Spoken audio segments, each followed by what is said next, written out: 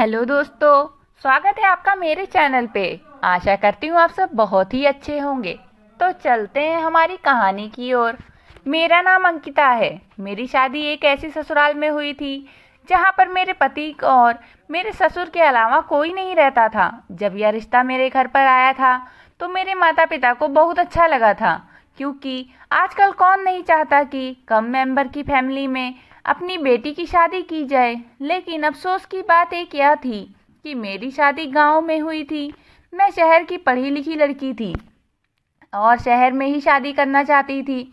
मेरी चाहत थी कि मेरी शादी किसी अमीर परिवार के लड़के से हो। सुना था कि यह लड़का भी अच्छी नौकरी करता है, लेकिन मैं तो शहर के पढ़े लिखे लड़के से शादी करना चाहती थी, जबकि ये लड़का गांव का पढ़ा लिखा लड़का था। जब मेरे माता पिता ने मुझे यह बताया कि यह लड़का बहुत अच्छा है और शहर में ही नौकरी करता है, लेकिन मैं ऐसे लड़के से भी शादी नहीं करना चाहती थी जो कि कुछ दिनों बाद ही मुझे छोड़कर शहर चला जाए और मैं उसके बिना अपनी ज़िंदगी अकेले ससुराल में रहकर गुजारूं। मेरे माता पिता ने मुझे बताया कि वह लड़का शहर में नौकरी ज़रूर करता है, लेकिन रहता अपने घर पर ही है। परमानेंट रहकर शहर में नौकरी नहीं करता है। वह अपनी गाड़ी से सुबह शहर नौकरी करने के लिए रवाना हो जाता है और रात को ऑफिस से घर आ जाता है। इसका मतलब यह था कि मुझे बड़ी आसानी हो जाती अगर मेरी शादी उस लड़के के साथ हो जाती है। तो मुझे जब भी अपने मायके आना होता मैं उसके साथ आ जाती और रात को अपने घर को चली जाती। मुझे अपने माता पिता से ज़्यादा दूर नहीं रहना पड़ता। लड़का देखने में बहुत ही स्मार्ट था, पढ़ा लिखा था, फैमिली मेंबर भी बहुत कम थी। सुना था कि गांव में उसका बहुत बड़ा मकान है और सिर्फ एक ससुर हैं जिनकी आंखों की से नज़र नहीं आता। वह बेचारे अंधे हैं। बेटा अपनी मर्जी से शादी कर रहा है और इसलिए शादी कर रहा है क्योंकि वह चाहता है कि उसके पिता की सेवा करने के लिए घर में बहू आ जाए। जिस लड़के के साथ मेरी शादी होने वाली थी वह घर का एक लौता बेटा था। उसकी माँ तो काफ़ी सालों पहले ही मर चुकी थी। घर में सिर्फ दोनों बाप और बेटे ही रहते थे। सुना था कि काफ़ी सालों से उन लोगों ने एक परमानेंट नौकरानी रखी हुई थी। वह नौकरानी पिछले 6 महीने पहले नौकरी छोड़कर जा चुकी है और तभी से उन दोनों के घर में काम की परेशानी होने लगी थी। भला वो कब तक नौकरानी के सहारे ज़िंदगी गुजार सकते थे। एक ना एक दिन तो उनके बेटे को शादी करनी ही थी। ऐसा नहीं था कि मेरे ससुर शुरू से ही अंधे थे। सुना था कि उनकी आंखों की रोशनी लगभग 2 साल पहले ही गई है। उनकी आंखों में मोतियाबिंद का पानी आ गया था और उन्हें अपनी बीमारी के बारे में ज़्यादा कुछ पता नहीं चल सका। धीरे धीरे उनकी आंखों की रोशनी चली गई और एक दिन यह हुआ कि उनकी आंखों की रोशनी पूरी तरह से जा चुकी थी और उनको दिखाई देना बंद हो गया था। यह रिश्ता अच्छा था मेरे लिए, इनकार की भी कोई वजह नहीं थी। इसीलिए मेरी शादी बड़े सिंपल तरीके से इस लड़के के साथ हो गई। मैं अपने पति के साथ विदा होकर अपने ससुराल चली आई थी। शादी के पहले दिन गांव की सारी औरतों ने मेरा बहुत अच्छे तरीके से स्वागत किया। मुझे चारपाई पर बिठाकर सभी लोगों ने गिफ्ट्स दिए थे। मुझे अपने ससुराल के गांव की शादी बहुत अच्छी लगी थी और यहाँ की रस्म रिवाज भी मुझे बहुत पसंद आए थे। यहाँ आने के बाद मैंने अपने ससुर जी का आशीर्वाद लिया। इसी तरह करते करते काफ़ी दिन गुजर चुके थे। मैं अपने ससुर के सारे काम करती थी, उनके कपड़े भी बदलती थी, पास बैठकर उनकी सारी बातें सुनती थी। वह बहू बहू कहकर मेरे करीब आ जाते थे। मेरे ससुर बहुत अच्छे आदमी थे, उनकी आदत भी बहुत अच्छी थी। लेकिन जब मैं घर का काम करती थी और मेरी नज़र अपने ससुर पर जाती तो ऐसा लग रहा होता जैसे कि वह मुझे घूर रहे हैं। लेकिन फिर मुझे एहसास होता कि वह मुझे कैसे देख सकते हैं। उनकी तो आँखों की रोशनी ही नहीं है। वह मुझे देखकर मुस्कुरा भी रहे होते हैं। कभी कभी मुझे यह बात बड़ी अजीब लगती थी कि वह टकटकी बांधे ही मुझे ही क्यों देखे जा रहे हैं। पर हर बार मैं यह भूल जाती थी कि मेरे ससुर एक बूढ़े और अंधे आदमी हैं। वह अपनी आंखों से कुछ नहीं देख सकते। हर रोज़ हमारे घर पर अलग अलग तरीके की औरतें आती और थोड़ी बहुत देर मुझसे बातचीत करने के बाद चली जाती थीं। मेरे ससुर का कहना था कि हमारे गांव के लोग बहुत प्यार और मोहब्बत वाले लोग हैं। हमारे गांव में जब कोई नई नवेली दुल्हन आती है तो यहाँ की औरतें उससे इसी तरह से बातें करने लग जाती हैं। मेरे ससुर अपने कमरे से बाहर निकल कर नहीं आते थे। मैं कभी कभी अपने ससुर को देखकर अपने दिल में शर्म ले आती थी, क्योंकि थे तो वो मेरे ससुर ही। ससुर तो वैसे भी पिता समान ही होता है। मुझे तो बस ऐसा लगता था जैसे मेरे ससुर सबके सामने मुझे ताकते रहते हैं। कभी कभी तो मैं अपने माथे पर बल डालकर उन्हें घूरने लगती थी, लेकिन जब अजीब पागल हो गई थी। मैं हर बार यह बात भूल जाती थी कि मेरे ससुर अंधे हैं, क्योंकि हमारे घर में कभी कोई ऐसा था ही नहीं। इसीलिए मुझे ऐसे लोगों की आदत भी नहीं थी। ऐसा मेरे साथ पहली बार हो रहा था कि मैं अपने अंधे ससुर के साथ रह रही थी। मेरे पति रूटीन के मुताबिक सुबह के टाइम पर अपने ऑफिस जाने के लिए निकल जाते थे और सारा दिन मैं और मेरे ससुर जी घर में अकेले रह जाते थे। मेरे पति ने मुझे शादी की रात ही समझा दिया था कि तुम्हें मेरे पिता का बहुत ख्याल रखना है। काफ़ी सालों से हमारे घर पर नौकरानी रह रही थी, पर और वह मेरे पिता का ख्याल रखती थी, क्योंकि सुबह के टाइम पर तो मैं जॉब के लिए निकल जाता था। जब मेरे पिताजी की आंखों की रोशनी थी तब वह भी खेतों में काम करने के लिए चले जाते थे, लेकिन जब से उनकी आंखों की रोशनी गई थी उन्होंने घर पर ही रहना शुरू कर दिया था। कुछ महीनों तक नौकरानी ने साथ दिया और उसके बाद वह भी नौकरी छोड़कर चली गई थी। तभी से हमारे घर पर बहुत ज़्यादा परेशानी हो गई थी। पड़ोस वाली मासी आकर मेरे पिताजी के लिए खाना बना जाया करती थी, लेकिन फिर हम इस तरह से कब तक किसी की मदद ले सकते थे। शादी की पहली रात मेरे पति ने मेरी बहुत तारीफ की थी और अपने पति की तारीफ सुनकर मैं बहुत खुश हुई थी। मैंने उन्हें भरोसा दिलाया था कि मैं आपके पिता का हमेशा सेवा करूंगी, उन्हें किसी चीज़ की कमी नहीं होने दूंगी। सुबह सुबह जब मैं सोकर उठती तो सबसे पहले अपने ससुर जी के लिए नाश्ता बनाती थी। एक दो दिन तो मेरे पति बाजार से ही नाश्ता ले आए थे। उन्होंने कहा था कि अभी तुम नई नवेली दुल्हन हो, कुछ दिन तुम आराम करो, उसके बाद तो तुम्हें ही घर का सारा काम संभालना है।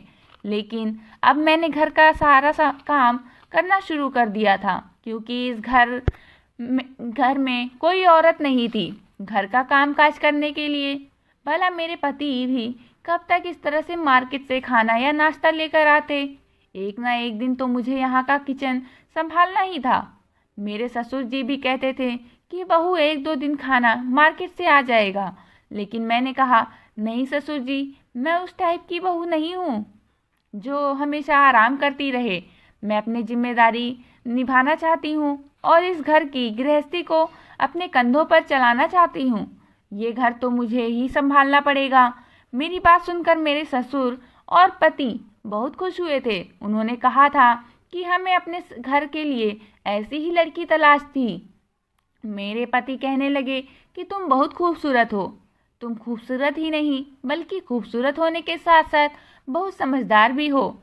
मैंने नाश्ते की टेबल पर नाश्ता लगा दिया और मेरे ससुर जी भी नाश्ता करने के लिए मेरे सामने ही बैठे हुए थे। मैं उनके सामने बैठ गई। फिर मैंने उन्हें अपने हाथों से नाश्ता निकाल कर दिया। मेरे पति ने अपने पिता को अपने हाथ से नाश्ता करा दिया था। मेरे पति धीमे धीमे मुझे देखकर मुस्कुरा रहे थे। मेरे पति जब घर आते तो सब कुछ अपने पिता को अपने हाथों से ही खिलाते थे।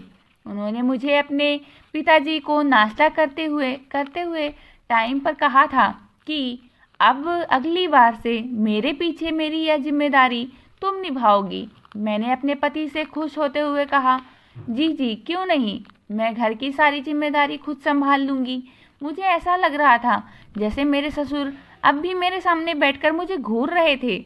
मेरे ससुर जी का नाश्ता कंप्लीट हो गया तो मेरे पति उनके पास की रखी हुई चेयर से उठकर मेरे बराबर में पड़ी हुई चेयर पर बैठ गए और मेरे चेहरे को देखकर उसे सहला रहे थे। मुझे डर था कि कहीं मेरे ससुर हमें ना देखने। लेकिन मेरे पति ने मुझे इशारे से कहा कि वह हमें कैसे देख सकते हैं, उनकी आंखों की रोशनी नहीं है। मेरे पति मुझसे बहुत प्यार करते थे। अपने पति के जाने के बाद जब मैं घर का काम करती थी तो अपने गले में दुपट्टा भी नहीं डालती थी। यह सोचती थी कि घर में कोई नहीं है, ससुर जी ही तो हैं और उन्हें भी दिखाई नहीं देता। इसलिए मैं घर में रहते हुए किसी भी हुलिये में काम करती रहती थी और अपने ससुर जी के सामने भी किसी भी हालत में चली जाती थी। मेरे ससुर इतने अच्छे थे और बहुत ही अच्छी आदत के थे। कभी कभी मुझे बहुत अफसोस होता कि इतने अच्छे इंसान की आंखों की रोशनी कैसे जा सकती है। वह बेचारे अपने इकलौते बेटे की शादी और उसकी पत्नी को भी नहीं देख सके। मेरे ससुर के चेहरे पर हमेशा मुस्कुराहट रहती थी। एक बार मेरे पति ने मुझे बताया था कि मेरे पिताजी बहुत ईमानदार इंसान हैं। गांव में कोई भी उन्हें बुरा भला नहीं कहता था। वह हमेशा लोगों का फायदा करते आए हैं। हाँ, सब लोग मेरे पिताजी की बहुत इज्जत करते हैं। मैंने अपने पति से कहा था कि क्या आपने अपने पिताजी का इलाज नहीं करवाया। मेरे पति कहने लगे, उन दिनों शहर में मेरी बहुत इम्पोर्टेंट मीटिंग थी, इसलिए मैं कुछ हफ्तों के लिए वहाँ पर रुका हुआ था और पिताजी नहीं चाहते थे कि वह मुझे अपनी परेशानी बताकर परेशान कर दें। उन्होंने मुझे अपनी परेशानी के बारे में कुछ नहीं बताया था और इसी तरह से धीरे धीरे उनकी आंखों की रोशनी चली गई। जब मैं बहुत दिनों के बाद घर आया तब मुझे यह बात पता चली थी। अगर वह मुझे वक्त पर बता देते तो मैं उन्हें अपने साथ शहर ले जाकर उनका इलाज करवा देता और शायद वह ठीक भी हो जाते। लेकिन उन्होंने तो अपना इलाज ना करवाने की जिद बांध ली थी। उन्होंने मुझे वक्त निकलने के बाद बताया था। मैंने बाद में भी पिताजी से बहुत कहा था कि मैं आपको एक डॉक्टर के पास ले चलता हूँ, आपकी आंखों की रोशनी सही हो सकती है, वापस आ जाए। लेकिन पिताजी हर बार मना कर दिया करते थे। कहते थे कि बेटा, मेरी उम्र हो गई है, मैंने तो अपनी ज़िंदगी में काफ़ी कुछ देख लिया है, अब तुम्हारी ज़िंदगी जीने का समय है, तुम शादी करो, अपनी ज़िंदगी जियो। मेरा क्या है, एक दिन इस दुनिया को छोड़कर चला जाऊंगा, बूढ़ा हो चुका हूँ। धीरे धीरे शरीर के अंदर अपने आप बीमारियाँ पैदा होती रहेंगी और एक दिन मेरे साथ साथ सब कुछ खत्म हो जाएगा। तुम फिक्र मत करो, मैं देख नहीं सकता तो सुन तो सकता हूँ ना, तुम सबको महसूस कर सकता हूँ। मैं तो बस तुम्हें खुश देखना चाहता हूँ और अपने जीते जी चाहता हूँ कि तुम्हारा घर बस जाए। बस यही कहकर पिताजी बात खत्म कर देते थे और वो अभी तक एक बार भी मेरे साथ डॉक्टर के पास नहीं आ गए थे। मैंने कहा, आप जबरदस्ती पिताजी को डॉक्टर के पास ले जाते। मेरे पति ने मुझे बताया था कि तुम्हें नहीं पता, पिताजी बहुत जिद्दी हैं, मैं उनके साथ ज़्यादा जबरदस्ती नहीं कर सकता था। शायद वह अपनी ज़िंदगी में इसी तरह से खुश हैं। मेरे पति ने कहा था कि वह मेरे आने से पहले उनके सारे काम करते थे, लेकिन अब उनके काम करने की सारी जिम्मेदारियां मेरी हो गई हैं।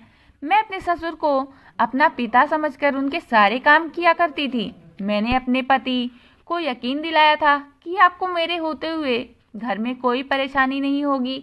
मैंने अपने ससुर के पुराने फोटोज देखे थे जिनमें उनकी आंखों की रोशनी थी और मेरी सास भी जिंदा थी। मेरी सास भी बहुत खूबसूरत औरत थी और मेरे ससुर जी अपनी जवानी में बहुत हैंडसम थे। दरअसल मेरी सास मेरे ससुर से डबल कम उम्र की थी। मेरे ससुर बहुत ज़्यादा उम्र के थे, फिर भी वह बहुत ज़्यादा हैंडसम और चार्मिंग थे। अब भी अगर उनकी आंखों की रोशनी होती और वह अच्छे से तैयार होकर घर से बाहर निकलते तो कोई भी उन्हें बूढ़ा नहीं कहता। शायद उनकी परेशानी की वजह से उनके चेहरे से का उम्र ज़्यादा लगने लगी है। एक दिन मेरे ससुर जी कहने लगे, देखो बहू, मेरे भाग्य में क्या लिखा है कि मैं अपने घर की बहू को अपनी आंखों से नहीं देख सकता और ना ही उसे देखकर उसे आशीर्वाद दे सकता हूँ। मैंने कहा, ससुर जी कोई बात नहीं, आप इस तरह से भी मुझे आशीर्वाद दे सकते हो।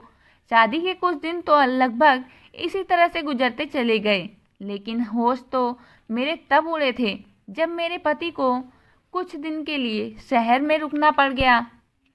मैंने उन्हें कहा भी था कि आप मुझे इन दिनों मेरे मायके में छोड़ दो, लेकिन मेरे पति का कहना था कि मैं इस तरह से तुम्हें तुम्हारे मायके में नहीं छोड़ सकता, क्योंकि यहाँ पर मेरे पिताजी मौजूद हैं।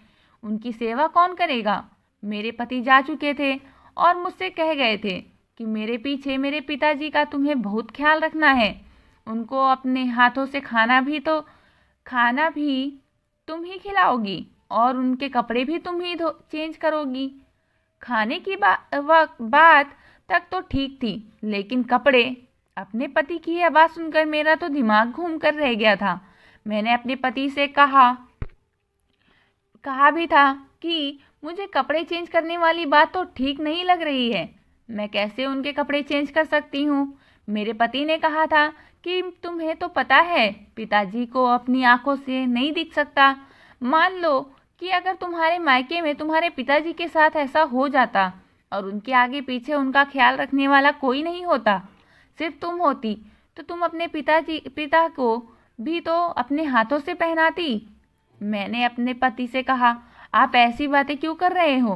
भगवान न करे मेरे पिता के साथ ऐसा हो। मेरे पति कहने लगे, इसीलिए ही तो कह रहा हूँ कि तुम मेरे पिताजी का सारा काम किया करो। मैं परेशान हो गई थी और यह सोच रही थी कि मैं यह काम करूं या नहीं। भला मेरे ससुर जी जैसे भी थे तो मेरे ससुर ही मेरे पिता समान थे। कोई छोटा बच्चा होता तो यह काम मैं अपने पति के टोके बिना ही कर देती, लेकिन अपने ससुर का यह काम करने के बारे में मुझे शर्म आ रही थी। मेरे पति के जाने के बाद मेरे ससुर जी ने मुझे आवाज़ लगाई। वह बहू बहू कहकर मुझे पुकार रहे थे। मैं भागी भागी अपने ससुर जी के कमरे में गई तो मैंने देखा कि मेरे ससुर धोती और बनियान पहने हुए खड़े थे।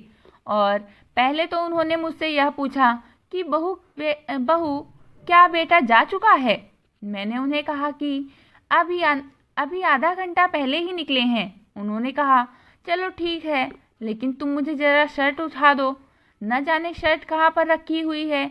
सारे बेड पर मैंने हाथ मार मार कर देख लिया है, लेकिन उसका समझ नहीं आ रहा है कि मेरी शर्ट बेड पर है या भी नहीं। मेरे ससुर जी की शर्ट बेड के किनारे पर लटकी हुई थी। मैंने उनकी शर्ट उनके हाथ में दे दी। उन्होंने जैसे तैसे अपनी शर्ट को पहन लिया था, लेकिन बटन वह उल्टे सीधे लगा रहे थे। मजबूरन मुझे ही आगे बढ़ना पड़ा। मैंने कहा, आप छोड़ दीजिए, मैं बटन बंद कर देती हूँ।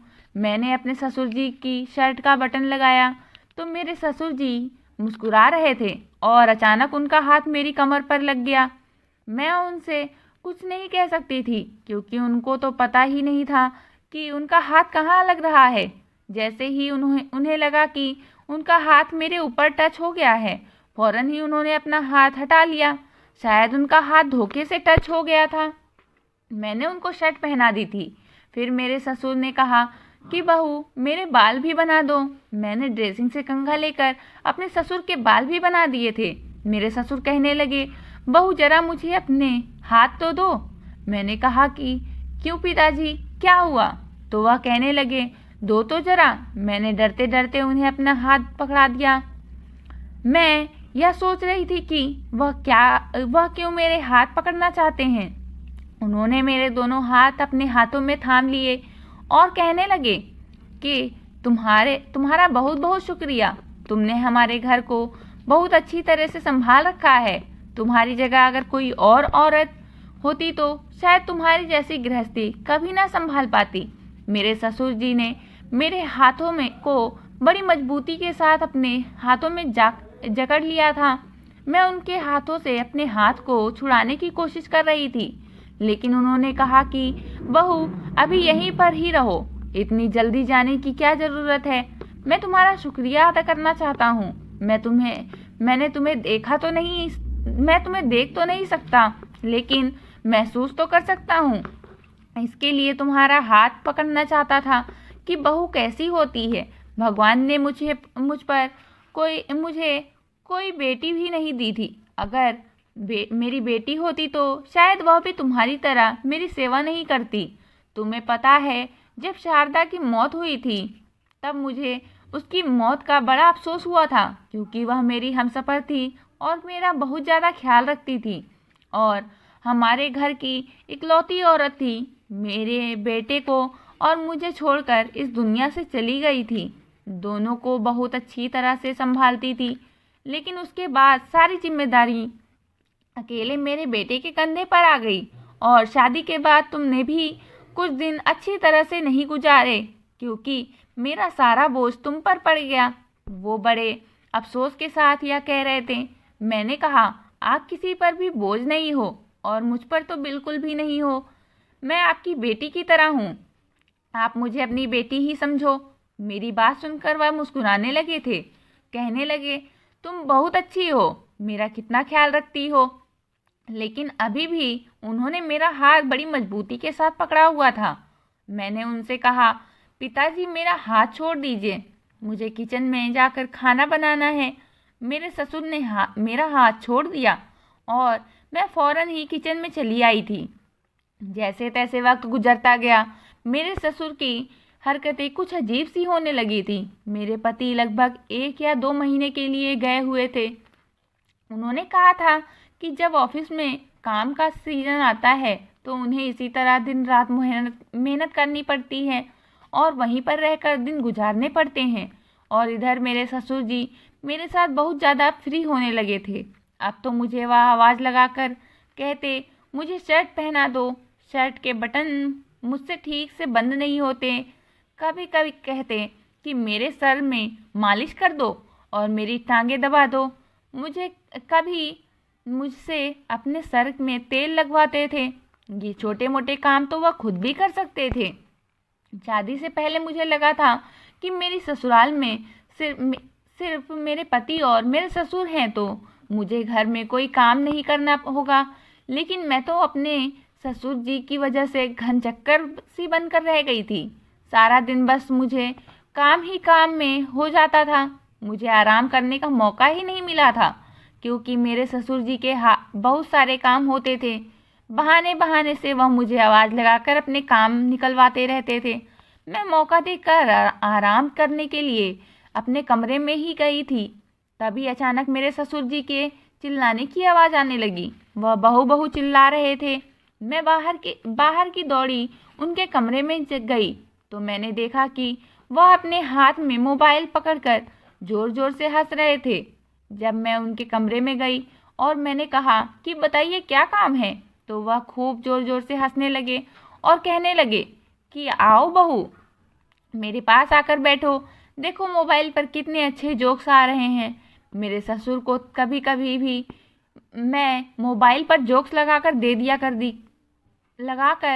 दिया करती थी और वह जोक सुनकर ज़ोर ज़ोर से हंसते रहते थे। मैंने उनसे कहा, आप सुन रहे हो, आप ही सुनते रहो, मैं अपने कमरे में आराम करने के लिए जा रही हूँ। मेरे ससुर जी ने कहा, बहू आराम तो होता रहेगा, यहाँ मेरे ही बेड पर लेट जाओ, आराम भी करते रहना और जोक भी सुनती रहना। अपने ससुर की बात सुनकर मैं हैरान रह गई थी कि वह मुझे अपने बिस्तर पर लेटने की बात कह रहे थे। मैं उनके बिस्तर पर जाकर बैठ गई और उनसे कहा कि मैं सारा दिन घर में काम करती रहती हूँ और अब भी 10-5 मिनट आराम करने के बाद मुझे किचन में जाकर खाना बनाना है। मैं क्या क्या काम करूँ? सारे काम छोड़कर क्या मैं आपके साथ यहाँ बैठकर जोक सुनूं? मैंने ये बात बड़े कड़े शब्दों में कही थी ताकि मेरे ससुर को एहसास हो जाए कि मुझ पर कितनी जिम्मेदारियां हैं। वो मेरी बात सुनकर हंसने लगे, कहने लगे, मेरे पास बैठो और मेरे साथ जोक सुनोगी तो तुम्हारी तबीयत ठीक हो जाएगी और तुम एक्टिव भी रहा करोगी। काम का क्या है, काम छोड़ दो, काम तो सारी ज़िंदगी के ही हैं, काम तो कभी भी ख़त्म होते ही नहीं हैं। मैं अपने ससुर जी के बिस्तर पर जाकर बैठ गई। मैंने कहा कि अच्छा चलो ठीक है, आप मुझे बताइए कि अगर आपको भूख लगेगी तो आप क्या खाओगे? वो हंसकर कहने लगे, तुम मेरे करीब बैठ जाना, मेरे लिए यही बहुत है। मैं उठकर खड़ी हो गई। मैंने कहा, खबरदार, जो अब आपने मुझे आवाज़ लगाकर बेवकूफ़ बनाने की कोशिश की। मेरे ससुर अभी भी हंस रहे थे। मैं फ़ौरन ही अपने कमरे में चली गई और जाकर लेट गई। मैं काम करते करते बहुत थक जाती थी, इसलिए मेरा बिहेवियर बहुत ज़्यादा चिड़चिड़ा होने लगा था। अपने मायके में मैंने इतना ज़्यादा भी काम नहीं किया था, लेकिन यहाँ तो हद से ज़्यादा काम बढ़ गया था। मेरे ससुर जी घर का खाना ही खाते थे, कभी मार्केट का खाना नहीं खाते थे। मेरे पति का कहना था कि हमेशा मेरे पिताजी को घर का बना हुआ ताज़ा खाना ही खिलाना, बाहर का खाना मत खिलाना, वरना उनका पेट खराब हो जाएगा। थोड़ी देर आराम करने के बाद मैं किचन में चली गई। किचन में जाने के बाद मैंने खाना बनाया और जब किचन से बाहर निकली, देखा कि घर गंदा पड़ा हुआ है। फिर मैंने सफाई की। फिर सोचा कि शाम का टाइम है, एक बार ससुर जी के कमरे की भी सफाई कर देती हूँ। गर्मी बहुत ज़्यादा हो रही थी, इसलिए मैंने दुपट्टा नहीं पहना हुआ था और मैं वैसे ही भी ज़्यादातर घर में दुपट्टा नहीं पहनती थी। मेरे ससुर जी अपने कमरे में ही चेयर पर बैठे हुए थे। मैं उनके कमरे में झाड़ू लगा रही थी। वो बहुत खामोश बैठे हुए थे और मैं अपने काम में बिजी थी। अगले ही पल जैसे ही मैं पलटी, यह देखकर मैं हैरान रह गई थी कि मेरे ससुर मेरे पीछे ही खड़े थे। मैं उन्हें देखकर घबरा गई। मैंने कहा कि आपको किसी चीज़ की ज़रूरत है क्या? उन्होंने कहा, नहीं बहू, मुझे किसी चीज़ की ज़रूरत नहीं है, बस मैं यह महसूस कर रहा था कि कमरे के अंदर तुम हो या और कोई है। मैंने कहा, आप यह कैसी बातें कर रहे हैं? भला इस घर में मेरे और आपके अलावा कौन रहता है? उन्होंने कहा, चलो कोई बात नहीं। यह कहकर वह अपने बिस्तर पर बैठ गए और उनकी आंखों को देखकर मुझे बहुत डर लग रहा था। उनकी आंखें देखकर ऐसा लग रहा था जैसे उनकी नज़र मुझ पर ही है। मुझे शर्म भी आ रही थी क्योंकि मैंने दुपट्टा नहीं पहना हुआ था। मुझे अपने ससुर का खाना अपने हाथों से ही बनाती थी। रात के टाइम पर मैं उनको खाना खिलाने के लिए उनके कमरे में चली गई और उन्हें अपने हाथ से खाना खिला रही थी। मैंने महसूस किया कि मेरे ससुर मेरे हाथ से खाना खाते हुए बहुत ज़्यादा खुश होते थे और किसी न किसी बात पर वह मेरा हाथ भी मजबूती से पकड़ लेते थे और बस मेरी तारीफ ही करते रहते थे। कहते थे, तुम्हारे हाथ का बना हुआ खाना बहुत टेस्टी होता है। मुझे लगता है कि तुम भी इतनी ही ज़्यादा खूबसूरत होगी। अब धीरे धीरे मुझे अपने ससुर की हरकतें बहुत अजीब लगने लगी थी। मुझे अपने ससुर से अब उलझन होने लगी थी क्योंकि वह किसी न किसी बहाने से मेरे शरीर पर कहीं भी हाथ मार देते थे और मुझे टच भी करने की कोशिश करते में लगे रहते थे। मैं समझना चाह रही थी कि वह क्या करना चाहते थे। मैं अपने ससुर की तरफ से बहुत ज़्यादा परेशान रहने लगी थी। अपने पति को अगर उनकी हरकतों के बारे में बताती भी तो किस तरह से बताती, क्योंकि उन्हें यकीन था कि वो देख नहीं सकते, इसलिए मेरे पति मेरी किसी भी बात पर यकीन नहीं करेंगे। मैं यही सब सोच रही थी और रात के 8 बजे तक अपने कमरे में सो गई थी। मेरे कमरे का दरवाज़ा खुला हुआ ही रहता था। मैं बहुत गहरी नींद में सो रही थी, पर अचानक घबरा कर मेरी आँख खुल गई क्योंकि मुझे महसूस हुआ जैसे कोई मेरे पैरों पर गुदगुदी कर रहा है। जैसे ही मैंने अपने पैरों की तरफ देखा तो यह देखकर मेरे पैरों तले से ज़मीन निकल गई थी कि यह कोई और नहीं बल्कि मेरे ससुर ही हैं। मैंने जल्दी से अपने गले में दुपट्टा डाल लिया और अपने ससुर से कहा कि बताइए, आपको कोई काम है क्या? मेरे ससुर ने जल्दी से मेरा हाथ पकड़ लिया और कहने लगे कि मैं कोई अंधा नहीं हूँ, मैं सब कुछ देख सकता हूँ। यह सुनकर तो मैं और भी ज़्यादा हैरान हो गई थी कि आखिर वह क्या कह रहे हैं, लेकिन उनके चेहरे की शातिर वाली मुस्कुराहट देखकर मुझे डर लगने लगा था और मैं बहुत ज़्यादा परेशान हो गई थी। मैंने कहा, आप यह सब कुछ क्या कह रहे हो? मेरे ससुर कहने लगे, हाँ, मैं सब कुछ सच सच कह रहा हूँ। मेरे ससुर ने जल्दी से मुझे आकर मजबूती से दबोच लिया। मैं खुद को छुड़ाने की बहुत कोशिश कर रही थी, लेकिन वह मेरी कोई बात नहीं सुन रहे थे। मैं चिल्लाने लगी थी की कोशिश कर रही थी। उन्होंने मेरे मुंह पर हाथ रख लिया और फिर उसके बाद वह हुआ जो मेरे साथ नहीं होना चाहिए था। मुझे अपने ससुर से ऐसी उम्मीद नहीं थी। उन्होंने झूठ बोला था कि वह अंधे हैं और इस बात का फ़ायदा उन्होंने मुझ पर उठाया था। उन्होंने मेरी इज्जत को तार तार कर दिया था। मैंने उनसे कहा, आपने मेरे साथ अच्छा नहीं किया। मैंने आपकी सारी सच्चाई अपने पति के सामने खोल कर ही रहूँगी। मेरे ससुर कहने लगे, किस तरह खोलोगी? मेरा बेटा कभी तुम्हारी बात पर यकीन नहीं करेगा, क्योंकि उसे पता है कि मैं अंधा हूँ। वो तुम्हारी किसी बात पर यकीन नहीं करेगा, बल्कि तुम्हें ही इस घर से धक्के मारकर निकाल देगा। अगर तुमने उसके पिता पर किसी भी तरह का आरोप लगाने की कोशिश की। मैं अपने ससुर की बात सुनकर बहुत ज़्यादा डर गई थी कि वह यह बिल्कुल सही कह रहे हैं। मेरा पति कभी भी मेरी बात पर भरोसा नहीं करेगा। लेकिन मेरे ससुर ने जो मेरे साथ किया था वह मेरे लिए बहुत ही खतरनाक साबित था। मैं बिल्कुल लाचार हो गई थी और ज़मीन पर बैठकर जोर जोर से रो रही थी। मेरे ससुर कहने लगे, मेरी नज़र तुम पर पहले दिन से ही है, क्योंकि तुम बहुत ज़्यादा खूबसूरत हो। मैंने उनसे कहा, आपने मेरे साथ यह सब कुछ क्यों किया? उन्होंने बताया कि मैं बहुत मेहनत मजदूरी करके अपने बेटे को पाल रहा था, लेकिन जब से वह शहर गया था उसने मुझ पर ध्यान देना ही बंद कर दिया था।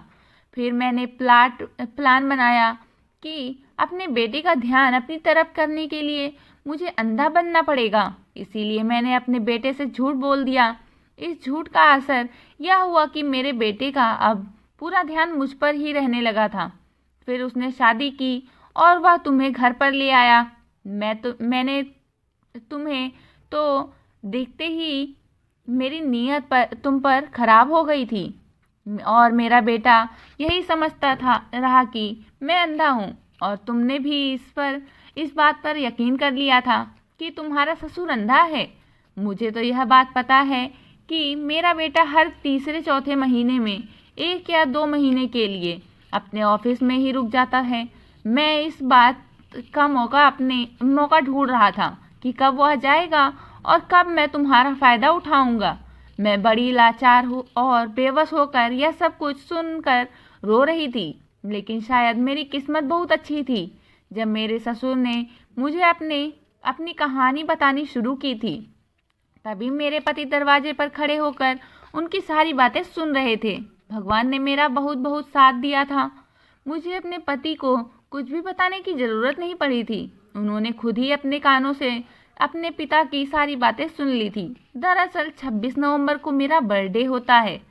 मेरे पति को यह बात पता थी कि मेरा बर्थडे आने वाला है, इसीलिए मेरे पति मुझे सरप्राइज़ देना चाहते थे। वह 25 तारीख की रात को ही शहर से घर आने के लिए निकल गए, क्योंकि वह मुझे सरप्राइज़ देना चाहते थे। और जब वह घर आए तो उन्होंने दरवाज़ा खुला हुआ देखा। उन्होंने अपने पिता की सारी बातें सुन ली थी। यह सब देखकर मेरे पति ने उन्हें बहुत मारा था और उनसे सारे रिश्ते नाते ख़त्म करके वह मुझे अपने साथ शहर ले गए थे। मेरे पति ने मुझसे अपने पिताजी की तरफ से माफ़ी मांगी थी। अब मैं अपने पति के साथ शहर में ही रहती हूँ।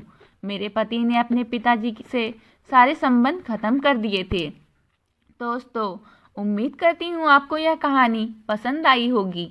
कहानी पसंद आई है तो वीडियो को लाइक करें। चैनल पर नए हैं तो चैनल को सब्सक्राइब करें और नोटिफिकेशन बेल दबाना ना भूलें। और आगे भी मैं ऐसी ही अच्छी अच्छी कहानियाँ आप लोगों के लिए लेकर आती रहूँगी। धन्यवाद।